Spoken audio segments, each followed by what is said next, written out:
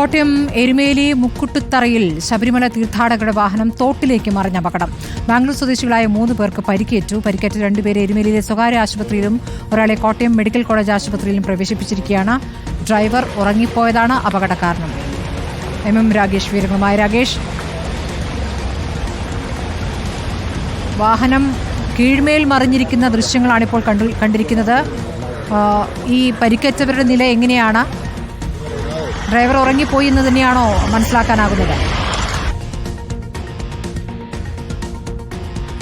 സ്മൃതി, ശബരിമല തീർത്ഥാടകരുടെ വാഹനം ഇന്ന് പുലർച്ചയോടുകൂടെയാണ് എരുമേലി മുക്കുട്ടുതറയിൽ വെച്ച് ഇത്തരത്തിൽ തോട്ടിലേക്ക് മറിഞ്ഞിരിക്കുന്നത്. വാഹനം നേരെ കീഴ്മേൽ മറിയുകയായിരുന്നു. 3 പേർക്കാണ് ഇതിൽ പരിക്കേറ്റിട്ടുള്ളത്. മണികണ്ഠൻ, തൃപ്പണ്ണൻ, ശ്രീകാന്ത് എന്നിവർക്കാണ് പരിക്കേറ്റിട്ടുള്ളത്.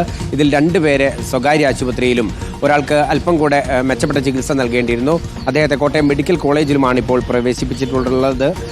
നാട്ടുകാർ ചേർന്നാണ് ഇവരെ പുറത്തെടുത്തിട്ടുള്ളത്. ഡ്രൈവർ ഉറങ്ങിപ്പോയതാണ് അപകട കാരണമെന്നുള്ളതാണ് നമ്മൾ മനസ്സിലാക്കുന്നത്.